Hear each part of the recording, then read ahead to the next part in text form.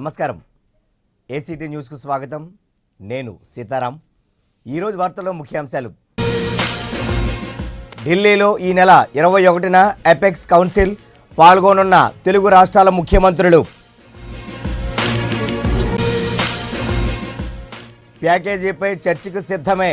వెంకయ్యకు సవాల్ విసిరిన వైకాపా నేత బొత్స. పట్టణాభివృద్ధితోనే దేశ ప్రగతి సాధ్యం.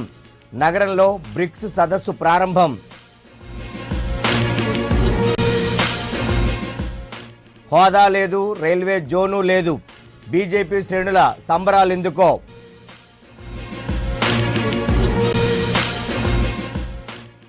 చురుగ్గా కదులుతున్న రుతుపవనాలు. రాగల 24 గంటల్లో కోస్తాంధ్రలో వర్షాలు. ఇక వార్తల్లోని వివరాల్లోకి వెళ్దాం. ఢిల్లీలో ఎపెక్స్ కౌన్సిల్ సమావేశం ఖరారైంది. ఈ నెల 21వ తేదీన కేంద్ర మంత్రి ఉమాభారతి అధ్యక్షతన జరిగే ఈ సమావేశానికి తెలుగు రాష్ట్రాల ముఖ్యమంత్రులు నారా చంద్రబాబు నాయుడు, కేసీఆర్, 2 రాష్ట్రాల నీటిపారుదల శాఖల ప్రిన్సిపల్ సెక్రటరీలు, కేంద్ర జలవనరుల శాఖ కార్యదర్శి హాజరు కానున్నారు. తెలంగాణలో నిర్మిస్తున్న ప్రాజెక్టులపై ఏపీ అధికారులు అభ్యంతరాలు వ్యక్తం చేయనున్నట్లు సమాచారం. ఎపెక్స్ కౌన్సిల్ సమావేశం ఏర్పాటు చేయాలంటూ ఉమాభారతికి రాసిన లేఖలో పాలమూరు, రంగారెడ్డి, డిండి ఎత్తిపోతల పథకాలపై సీఎం చంద్రబాబు ఇప్పటికే తీవ్ర అభ్యంతరం వ్యక్తం చేశారు. ఆంధ్రప్రదేశ్కు కేంద్రం ప్రకటించిన ప్రత్యేక ప్యాకేజీపై కేంద్ర మంత్రి వెంకయ్యతో చర్చకు తాను సిద్ధమేనని వైసీపీ నేత బొత్స సత్యనారాయణ సవాల్ విసిరారు. ప్రత్యేక హోదా ఈ రాష్ట్రానికి సంజీవని అని దానిని సాధించే వరకు వైసీపీ పోరాటం చేస్తుందని స్పష్టం చేశారు.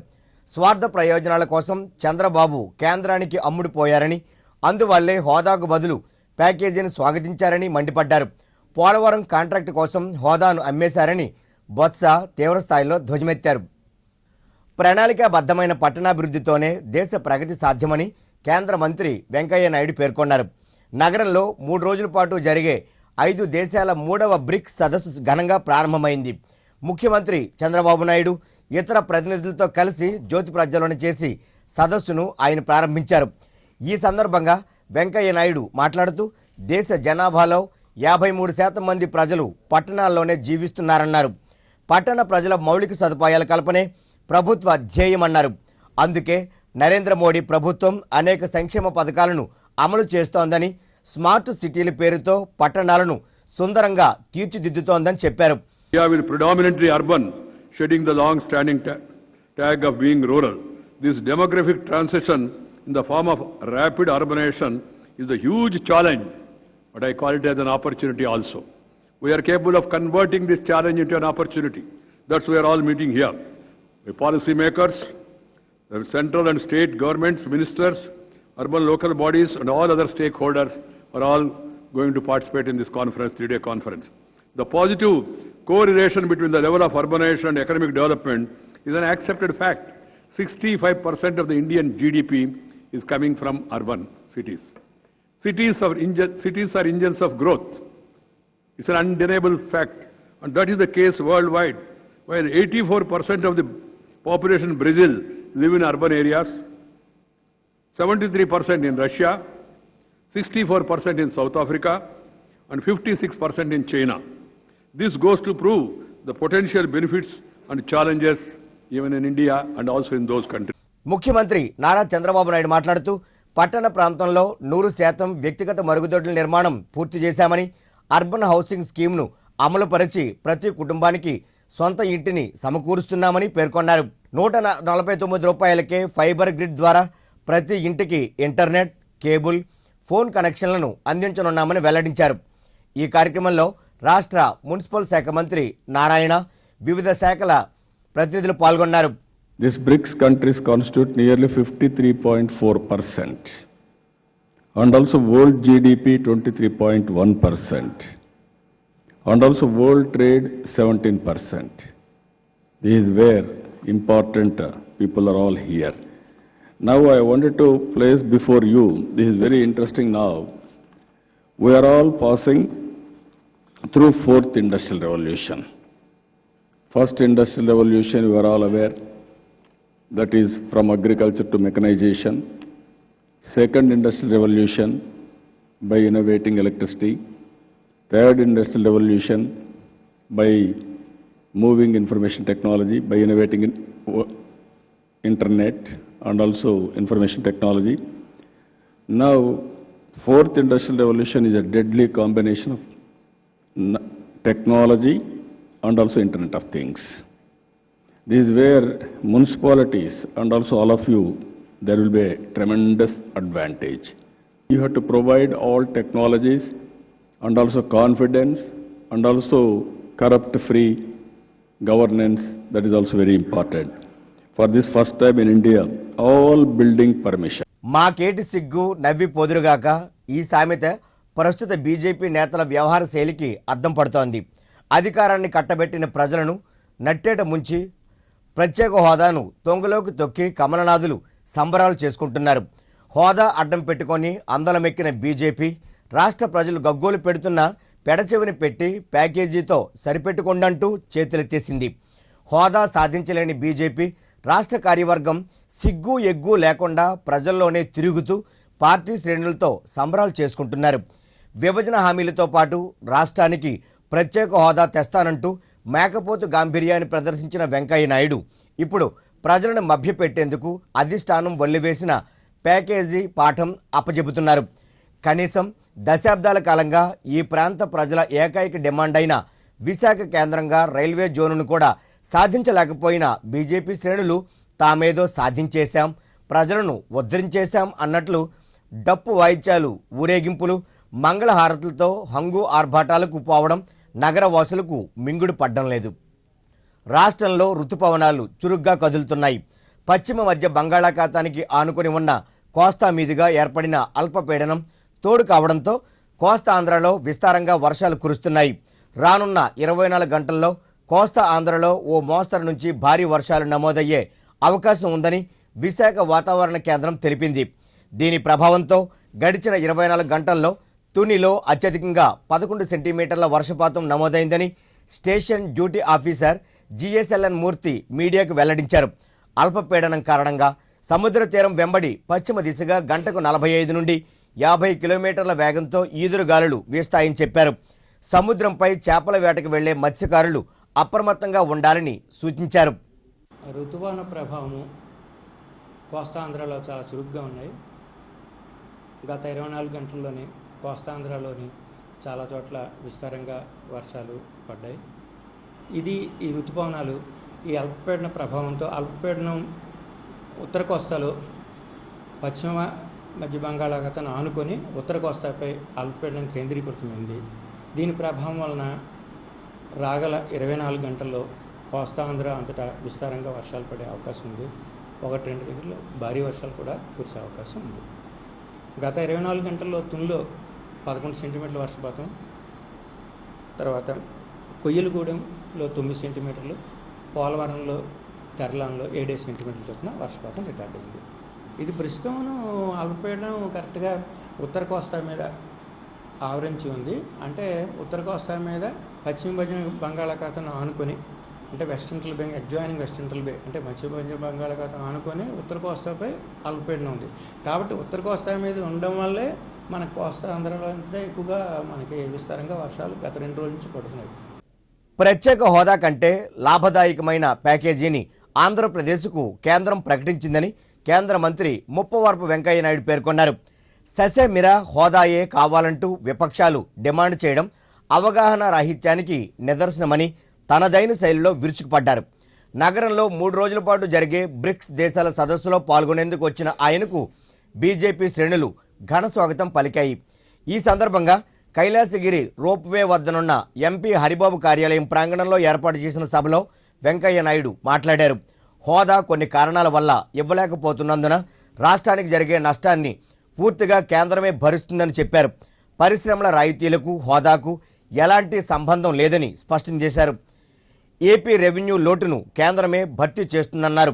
పోలవరం ప్రాజెక్టును 100% కేంద్రం నిధులతోనే పూర్తి చేయిస్తామని వెల్లడించారు. 1981 సంవత్సరంలో టంగుటూరి అంజయ్య ముఖ్యమంత్రిగా ఉన్నప్పుడు శంకుస్థాపన చేసిన పోలవరం ప్రాజెక్టును ఈ 35 ఏళ్లలో కాంగ్రెస్ పార్టీ పూర్తి చేయకుండా నరేంద్ర మోడీ అధికారం చేపట్టిన ఈ 2 ఏళ్లలోనే పూర్తి చేయలేకపోయారని ఆందోళనకు దిగడం ఎంతవరకు సమంజసమని ప్రశ్నించారు. విభజనతో నష్టపోయిన ఆంధ్రప్రదేశ్ను ప్రధానమంత్రి నరేంద్ర మోడీ అన్ని విధాలా ఆదుకుంటారని భరోసా ఇచ్చారు. రైల్వే జోన్ అంశంపై మాత్రం ఆయన సరైన వివరణ ఇవ్వలేకపోయారు. ఐఐఎం వచ్చిందా, ఇండియన్ ఇన్స్టిట్యూట్ ఆఫ్ మేనేజ్మెంట్ 2 ఏళ్ళు వచ్చింది కదా, శంకుస్థాపన చేశాం. అలాగే ఐఐటి వచ్చింది కదా తిరుపతిలో, అలాగే త్రిపుర ఐటీ వచ్చింది కదా, అలాగే ఐఎస్ఆర్ వచ్చింది కదా, అలాగే ఎయిమ్స్ వచ్చింది కదా, అలాగే ఇంకా అనేక వరుసగా ఉన్నాయి. ఇవన్నీ కూడా వచ్చాయి కదా. రైల్వే జోనే ఇంకా నిర్ణయం కాకపోతే దాన్ని ఇక్కడ పెడతారా అక్కడ పెడతారా? హరిబాబు గారు రాజీనామా చేయాలా? దేనికి?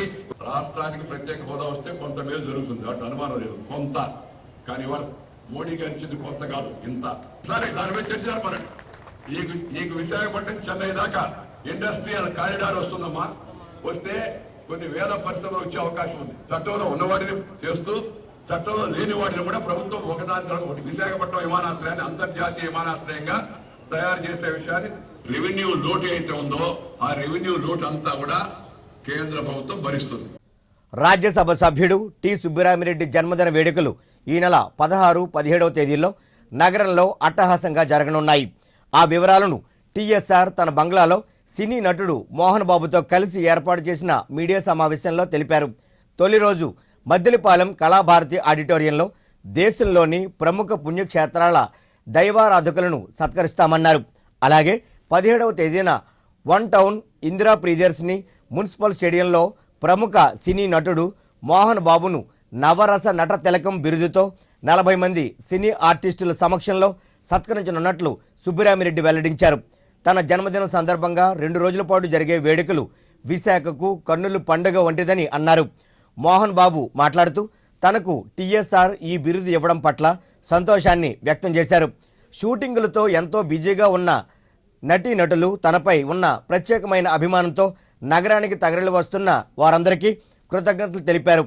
టీఎస్ఆర్ జన్మదిన వేడుకలకు ఉత్తరాంధ్ర జిల్లాల నుంచి పెద్ద సంఖ్యలో అభిమానులు తరలి రావాలని మోహన్ బాబు పిలుపునిచ్చారు.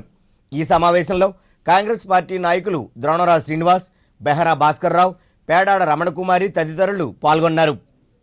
40 సంవత్సరాల నట జీవితానికి సంబంధించి ఎక్కడ చెయ్యాలని ఆలోచిస్తుంటే సుబ్బరామరెడ్డి గారు, ఏమయ్యా నేను చేస్తానయ్యా నీకు. దాదాపు 40 మంది ఆర్టిస్టులు, ఒక చిరంజీవి కానీ, నాగార్జున కానీ, వెంకటేష్ కానీ, మిగతా ఆర్టిస్టులు కానీ ప్రతి ఒక్కరూ బిజీగా ఉన్నారు. దాదాపు 40 మంది ఉన్నారు. 40 మందికి షూటింగ్ ఉన్నవాళ్లే, ప్రతిరోజు బిజీగా ఉన్నవాళ్లే. నా మాటను గౌరవించి వాళ్ళు ఎంతో ఆప్యాయంగా అక్కడి నుంచి ఇక్కడికి రావడం అంటే అది నేనెంతో వాళ్ళకెంతో రుణపడి ఉన్నాను. తెలుగు ప్రేక్షకులు ఒక ఆంధ్ర రాష్ట్రమే కాదు, ఆంధ్రప్రదేశ్ కాదు, హైదరాబాద్ కాదు, తెలంగాణ కాదు, all over the world Mohan Babu అంటే ఒక సెన్సేషనల్ ఆర్టిస్ట్ క్రియేట్ చేశాడు. మోహన్ బాబు దాంట్లో విషయం ఏంటంటే సిమిలారిటీ లేకుండా మోహన్ బాబు అంటే మోహన్ బాబు, అటువంటి ఆర్టిస్ట్ లేడు అని క్రియేట్ చేశాడు. నవరస నట తిలకం అని ఇంతవరకు తెలుగులో ఎవరు రాలా. నవరస నట తిలకం అనే ఒక బిరుదుని డిప్యూటీ చైర్మన్ అయినా కూడా రోజు ఆయన మొత్తం పార్లమెంట్ ఎక్కువ కండక్ట్ చేస్తుంటాడు. చాలా ఇంపార్టెంట్ పొలిటికల్ లీడర్. సో ఆయన ప్రత్యేకంగా మోహన్ బాబుని సత్కరించడానికి ఆయన సపరేట్గా వస్తున్నాడు, ప్రత్యేకంగా వస్తున్నాడు ఈ ఫంక్షన్. సో దీంతో పాటు మరొక విశేషం ఏంటంటే దాదాపు 40 మంది పైగా ఫిల్మ్ స్టార్స్ వస్తున్నారు. ప్రముఖ వ్యాపారవేత్త ఎంఎం గ్రూప్ అధినేత యాదవ్ బీజేపీ తీర్థం పుచ్చుకున్నారు. కేంద్ర మంత్రి వెంకయ్యనాయుడు సమక్షంలో ఆయన అనుచర వర్గంతో పార్టీలో చేరారు. ఈ సందర్భంగా యాదవ్ మీడియాతో మాట్లాడుతూ ప్రధానమంత్రి నరేంద్ర మోడీ పరిపాలనా తీరుకు ఆకర్షితుడినై బీజేపీలో చేరినట్లు స్పష్టం చేశారు. కేంద్ర ప్రభుత్వం అమలు చేస్తున్న వివిధ సంక్షేమ పథకాలను ప్రజల్లోకి తీసుకెళ్లి పార్టీ అభివృద్ధికి తన వంతు కృషి చేస్తానని చెప్పారు. మినిస్టర్ వెంకయ్యనాయుడు గారి చేతుల మీదుగా భారతీయ జనతా పార్టీలో చేరడానికి మన ఎంపీ హరిబాబు గారు ఇన్వైట్ చేయటం, ఈ పార్టీ సిద్ధాంతాలు మాకు నచ్చటం, దీని ద్వారా ఈ పార్టీలో చేరటం జరిగింది. ఈ సందేశంగా కేంద్ర ప్రభుత్వానికి సంబంధించిన పథకాలని ప్రజల్లోకి తీసుకెళ్ళి వాటిని ప్రచారం చేసే విధంగా ముందుకెళ్తామని ఈ సందర్భంగా విన్నవించుకుంటున్నాను. విపక్షాలు అనేది ప్రత్యేకించి ప్రత్యేక హోదా మీద డిపెండ్ అయినాయి. ఇదంతా నాకు తెలిసినంత వరకు ఒక రాజకీయ కుట్ర అని అనుకుంటున్నా. వాస్తవంగా జరిగేది వేరు, పబ్లిక్లో ఇప్పుడు జరుగుతున్న ఈ విమర్శలు వేరని నేను భావిస్తున్నాను. ప్రత్యేక ప్యాకేజీలో మాకు న్యాయం జరిగిందని ఇప్పుడు ఈరోజు వెంకయ్యనాయుడు గారు చెప్పడం ద్వారా మనం పూర్తిగా అందరికీ అర్థమైందని అనుకుంటున్నా. ఇక రైల్వే జోన్ అయితే ప్రత్యేకించి ఆనాడు ప్రామిస్ చేశాడు వెంకయ్యనాయుడు గారు, అది మనకి విశాఖపట్నంకే వస్తుందని ఆశిస్తున్నాం. ఖచ్చితంగా ఈరోజు వెంకయ్యనాయుడు గారు చెప్పిన డీటెయిల్డ్గా ఎక్స్ప్లెయిన్ చేశారు. ఏ పరంగా మనకి మన రాష్ట్రానికి వచ్చే అభివృద్ధి పథకాలు అయితే ఏ విధమైన బెనిఫిట్స్ ఉన్నాయో వాటిని డీటెయిల్గా మనం ప్రజలకు తీసుకెళ్లే ఉద్దేశపరంగా నేను ప్రయత్నిస్తానని విన్నవించుకున్నాను. చినగంట్యాడ కూడలలో జరిగిన రోడ్డు ప్రమాదంలో ఓ వ్యక్తి మృతి చెందగా మరో వ్యక్తి తీవ్రంగా గాయపడ్డారు. ప్రైవేటు ట్రాన్స్పోర్ట్ సంస్థలో పనిచేస్తున్న ఫణికుమార్, అతని సహాయకుడు శ్రీనివాసులు చినగంట్యాడ నుండి ద్విచక్ర వాహనంపై స్థానిక 100 అడుగుల రోడ్డులోని సంస్థ కార్యాలయానికి బయలుదేరారు. 2 లారీ బ్యాటరీలను పట్టుకొని శ్రీనివాస్ బైక్ వెనుక కూర్చోగా ఫణికుమార్ వాహనాన్ని నడుపుతున్నారు. అదే సమయంలో బైక్ అదుపు తప్పి పాతగాజువాకు నుంచి వస్తున్న టిప్పర్ లారీని ఢీకొట్టారు. లారీ వెనుక చక్రం కింద పడి శ్రీనివాస్ అక్కడికక్కడే మృతి చెందగా ఫణికుమార్ తీవ్ర గాయాల పాలై ఆసుపత్రిలో చికిత్స పొందుతున్నాడు. గాజువాక పోలీసులు కేసు నమోదు చేసి దర్యాప్తు చేస్తున్నారు. అదే రన్నింగ్ తిరుగుతుంటే వచ్చినప్పుడు ముందోడు పెట్టుకున్నాడు, బండి తిరగలేదు. బండి తిరగనప్పటికీ ఒకేసారి స్కిడ్ అయిపోయింది బండి. అతను ఎగిరిపోయి ఇక్కడికి వచ్చాడు. డ్రైవర్ ఫస్ట్ వీల్ కంట్రోల్ చేస్తున్నాడు కదా, సెకండ్ వీల్ దగ్గర ఎక్కేసి అతను బైక్ మీద వస్తున్నాడా? అతను బైక్ మీద వస్తారు, ఇద్దరు బైక్ మీద వస్తారు. ఒక బ్యాటరీ బ్యాక్ పెట్టుకున్నాడు, ఒక బ్యాటరీ ముందు పెట్టుకున్నాడు. ముందు పెట్టుకున్నప్పుడు కంట్రోల్ అవ్వలేదు, ఇక్కడికి వచ్చినప్పుడు ఎక్కడే తీసుకున్నాడు. ఎక్కడో కంట్రోల్ అవ్వడం స్కిడ్ అయిపోయింది బండి.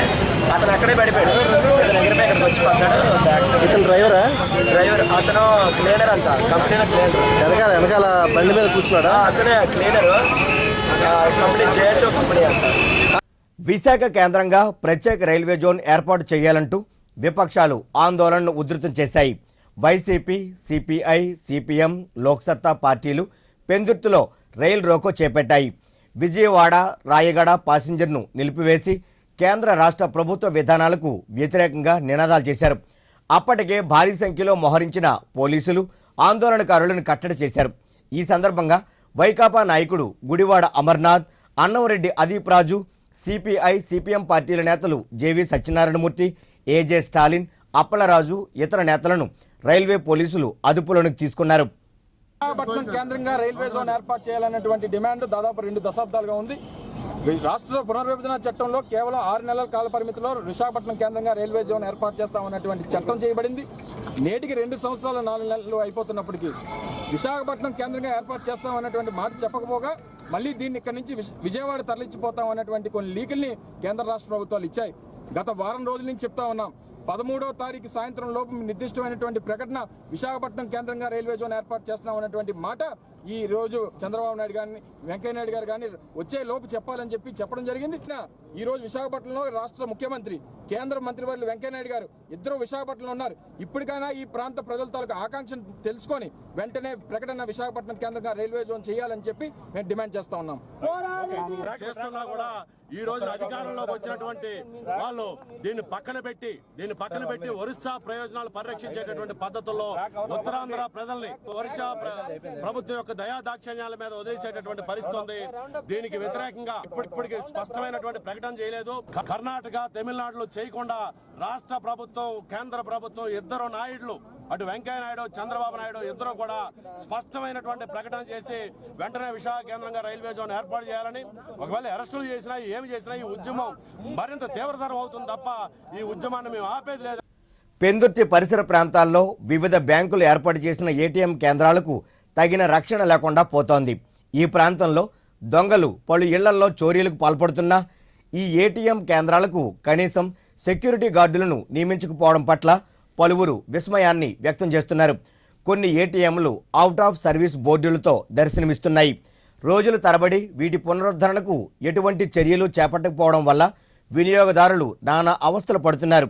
ఇకనైనా ఆయా బ్యాంకుల అధికారులు స్పందించి స్థానిక ఏటీఎం కేంద్రాలకు తగిన రక్షణ ఏర్పాట్లు చేయడంతో పాటు సక్రమంగా పనిచేసేలా చర్యలు తీసుకోవాలని పలువురు కోరుతున్నారు. 69, 70, 71 పరిధిలో ప్రైవేట్ బ్యాంకులు కానీ, గవర్నమెంట్ బ్యాంకులు కానీ, state bank of India, state బ్యాంకులు ఉన్నాయి. అక్కడ ఏటీఎంలు కూడా ఉన్నాయి. ఏటీఎంలో ప్రజలు డబ్బులు దాచుకుంటున్నారు. ఆ డబ్బులు దాచుకోవడానికి కూడా సెక్యూరిటీ లేకుండా బ్యాంక్ మేనేజర్లు చేస్తున్నారు. అలాగే ప్రైవేట్ బ్యాంకులు ఏటీఎంలు అయితే మరీ పరిశుభ్రత లేకుండా చాలా ఇబ్బందికి గురవుతున్న ప్రజలు. అక్కడ కూడా ఏటీఎంలోని పరిశుభ్రత చేయాలని ప్రైవేట్ బ్యాంక్ మేనేజర్లు, మరి ఎవరైతే స్టేట్ బ్యాంక్ మేనేజర్లు ఉన్నారో ఆ ఏటీఎంల చుట్టూ సెక్యూరిటీ కల్పించి ఈ ప్రజలకి మంచి అవకాశం కల్పించి వాళ్ళ సొమ్ముకు సెక్యూరిటీ కల్పిస్తారనుకొని ఏటీఎంలో ఉన్న బ్యాంక్ మేనేజర్లకు, ఆ బ్రాంచ్ మేనేజర్లకు, ప్రైవేట్ బ్రాంచ్ మేనేజర్లకు కూడా మేము మనవి చేస్తూ హెచ్చరిస్తున్నాం. వినాయక నవరాత్రి మహోత్సవాల్లో భాగంగా పూర్ణ మార్కెట్ వద్ద భారీ అన్న సమారాధన కార్యక్రమం నిర్వహించారు. పందుం పుల్లల సందు వర్తక సంఘం ఏర్పాటు చేసిన ఈ కార్యక్రమానికి దక్షిణ నియోజకవర్గం శాసనసభ్యులు వాసుపల్లి గణేష్ కుమార్, సిఎంఆర్ సంస్థల అధినేత మావూరి వెంకటరమణలు ముఖ్య అతిథులుగా హాజరయ్యారు. వీరిని వర్తక సంఘం పెద్దలు శాలువలతో సత్కరించారు. అనంతరం భక్తులకు అన్న ప్రసాదాలు వడ్డించారు. ఈ సందర్భంగా వారు మాట్లాడుతూ పందుం పుల్లల వర్తక సంఘం గత 2 దశాబ్దాలుగా వినాయక ఉత్సవాలను ఘనంగా నిర్వహిస్తూ వస్తున్నట్లు గుర్తు చేశారు. ఈ కార్యక్రమంలో సంఘం అధ్యక్షుడు పుత్రారావు, మాజీ అధ్యక్షుడు బంటిపిల్లి సత్యనారాయణ, కార్యదర్శి ఎస్వి సోమశేఖర్ తదితరులు పాల్గొన్నారు. ప్రతి సంవత్సరం కూడా ఇదొక ఆనవాయితీ అయ్యింది మాకు ఇక్కడ రావడం, ఆ దేవదేవుని దర్శించుకోవడం, అదేవిధంగా అన్నదానంలో పార్టిసిపేట్ చేయడం. సుమారు 10,000 మందికి ఈ అన్నదాన కార్యక్రమం ఏర్పాటు చేశారు. అన్ని దానాల కన్నా మిన్న అన్నదానం అంటారు. అటువంటి అన్నదానం ఏర్పాటు చేసినటువంటి ఈ వర్తక సంఘ, ఈ పందుపూల వర్తక సంఘం వారందరికీ కూడా పేరు పేరును కూడా మా ధన్యవాదాలు తెలియజేసుకుంటున్నాం. ఆ దేవదేవునికి, ముఖ్యంగా గణేష్కి విఘ్నాలు లేకుండా ఈరోజు ఈ అన్నదాన కార్యక్రమంలో పార్టిసిపేట్ చేసిన ప్రతి ఒక్కరికి కూడా, అలాగే అన్నదానం స్వీకరిస్తున్న వాళ్ళందరికీ కూడా వాళ్ళ ఇళ్లలో ఐశ్వర్యం కలిగి, ధనధాన్యం కలిగి, కుబేరంతో సమానమయ్యి మంచి విద్యావంతులు తయారయ్యి వాళ్ళ ఇంట్లోని విఘ్నాలు లేకుండా ఈ వచ్చే సంవత్సరం వరకు కూడా మంచి ఒక ఉన్నతమైన స్థానానికి వెళ్ళాలని చెప్పి ఆ దేవుని యొక్క ప్రార్థిస్తున్నాం. ఈ ప్రతి ఏడాదిలో గణపతి నవరాత్రులే కాదు, 25 సంవత్సరాలు బట్టి కంటిన్యూ చేస్తున్నారు. ఈ ప్రతి దానికి వీళ్ళు ముందుకు వస్తారు. ఏంటంటే ఒక ఉద్దుత్ తుఫాన్లో కానీ, మన ఏమైనా విశాఖపట్నంలో చిన్న చిన్న ప్రాబ్లం వచ్చినప్పుడు ఈ పందుప్పల సందు వర్తకులు అందరూ ఒకటవుతారు. చాలా బాగా ఈ కార్యక్రమం చేయడం చాలా ఆనందం. ఎందుకంటే ప్రజల్ని ఉద్దేశించి చేసే కార్యక్రమాలు చేయడం చాలా ఆనందంగా ఉంది. బ్రిక్స్ సదస్సులో పాల్గొనేందుకు నగరానికి చేరుకున్న రాష్ట్ర ముఖ్యమంత్రి నారా చంద్రబాబు నాయుడు, కేంద్ర పట్టణాభివృద్ధి శాఖ మంత్రి ఎం వెంకయ్య నాయుడులకు విశాఖ విమానాశ్రయంలో ఘన స్వాగతం లభించింది. రాష్ట్ర మంత్రులు గంటా శ్రీనివాసరావు, కామినేని శ్రీనివాస్, ఎంపీ కంబంపాటి హరిబాబు, ఎమ్మెల్యేలు వాసుపల్లి గణేష్ కుమార్, పీలా గోవింద్, పెతకంశెట్టి గణబాబు, విష్ణుకుమార్ రాజులతో పాటు ఇరు పార్టీల శ్రేణులు, పలువురు అధికారులు పూలమాలలు, పుష్పగుచ్చాలతో సాదర స్వాగతం పలికారు. అక్కడ నుంచి బాబు నేరుగా హోటల్ గ్రాండ్ బేలో జరిగిన రక్షణ రంగంలో పెట్టుబడుల సదస్సుకు హాజరు కాగా, వెంకయ్య నాయుడు ఎంపీ హరిబాబు కార్యాలయానికి వాహనాల ర్యాలీతో చేరుకొని పార్టీ ముఖ్య నాయకులతో సమావేశమయ్యారు. ఏసీటీ న్యూస్ ముగించే ముందు ముఖ్యాంశాలు మరోసారి. ఢిల్లీలో ఈ నెల 21న ఎపెక్స్ కౌన్సిల్, పాల్గొనున్న తెలుగు రాష్ట్రాల ముఖ్యమంత్రులు. ప్యాకేజీపై చర్చకు సిద్ధమే, వెంకయ్యకు సవాల్ విసిరిన వైకాపా నేత బొత్స. పట్టణాభివృద్ధితోనే దేశ ప్రగతి సాధ్యం, నగరంలో బ్రిక్స్ సదస్సు ప్రారంభం. హోదా లేదు, రైల్వే జోను లేదు, బీజేపీ శ్రేణుల సంబరాలెందుకో.